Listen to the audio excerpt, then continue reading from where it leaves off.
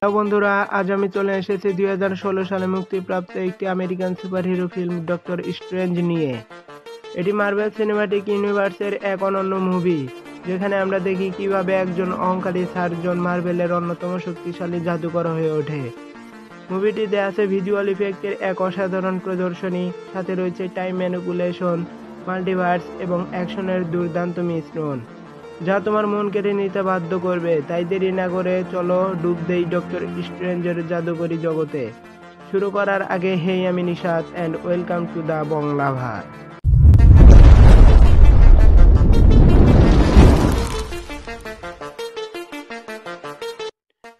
মুভির শুরুতেই আমরা দেখতে পাই হঠাৎ করেই শুরু হয় এক ভয়ঙ্কর ঘটনা। কিছু লোক একটি বিশাল লাইব্রেরিতে ঢুকে পড়ে। তারা ভিতরে ঢুকে এক রহস্যময় বইয়ের কয়েকটি পাতা ছিঁড়ে নেয়। এর মধ্যেই কানে আসে জাদুবিদ্যার এক অদ্ভুত শব্দ। ঘটনাস্থলে এসে হাজির হয় এক শক্তিশালী জাদুকর এনশিয়েন্ট ওয়ান। সে কিছু না বলে বাতাসে হাত ঘুরেই এক শক্তিশালী ঢাল তৈরি করে।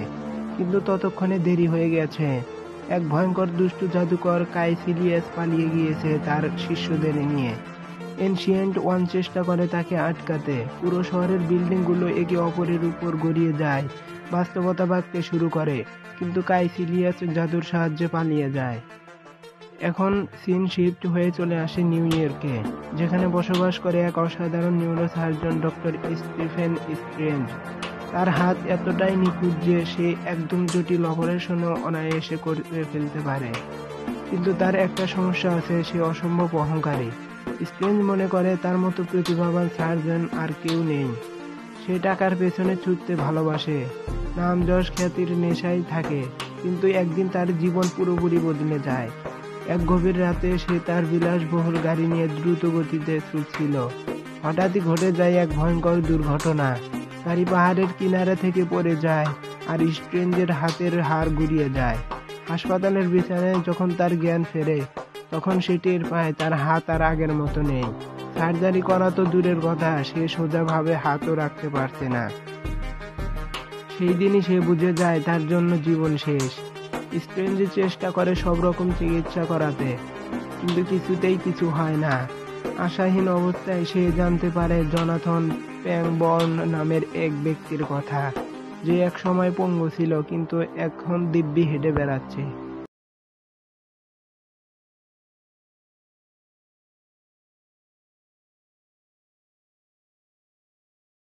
স্ট্রেঞ্জ তার কাছে গিয়ে জানতে পারে কামার-তাজ নামে এক রহস্যময় স্থানের কথা, যেখানে অলৌকিক উপায়ে অসুস্থতা সারানো হয়। সেই আশায় স্ট্রেঞ্জ সমস্ত টাকা খরচ করে চলে যায় নেপালে। দিনের পর দিন খুঁজেও কিছুই পায় না। যখন প্রায় হাল ছেড়ে দিতে যাচ্ছিল, তখনই হঠাৎ এক রহস্যময় লোক এসে তাকে কামার-তাজে নিয়ে যায়।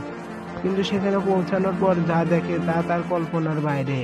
এখানে শুধু মেডিটেশন বা যোগ ব্যায়াম নয়, বরং এমন এক বিদ্যা শেখানো হয় যা বাস্তবতাকে নিয়ন্ত্রণ করতে পারে, সময়কে বাঁকাতে পারে আর মাল্টিভার্সে যাতায়াতের পথ খুলে দেয়।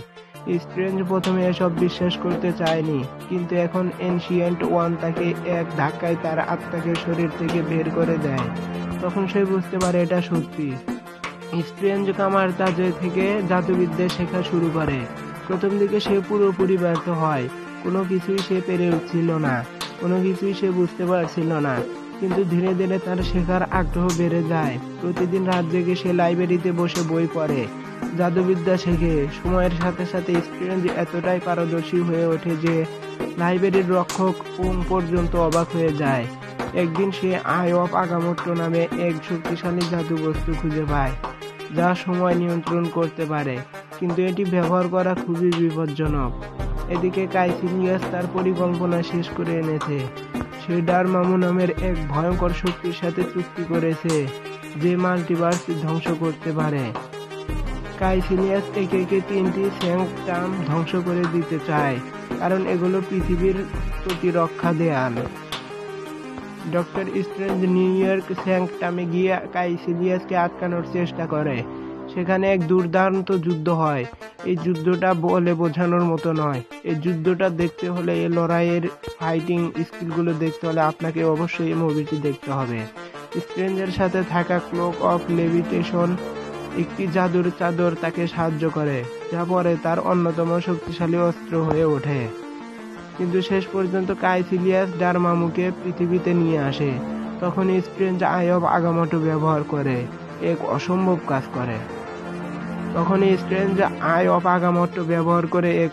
কাজ করে। সে টাইম লুপ তৈরি করে। সে বারবার ডারমামুর সামনে গিয়ে বলে, Dormammu I have come to bargain, Dormammu I have come to bargain. Dormammu একবার, দুবার, 10 বার স্ট্রেঞ্জকে মেরে ফেলে, কিন্তু স্ট্রেঞ্জ আবার ফিরে আসে। ডারমামু যখন দেখে এই টাইম লুপ থেকে বের হতে পারছে না, তখন সে হাল ছেড়ে দেয় এবং কাইসিলিয়াসকে নিয়ে ফিরে যায়। ডক্টর স্ট্রেঞ্জ অবশেষে পৃথিবীকে বাঁচাতে সফল হয়।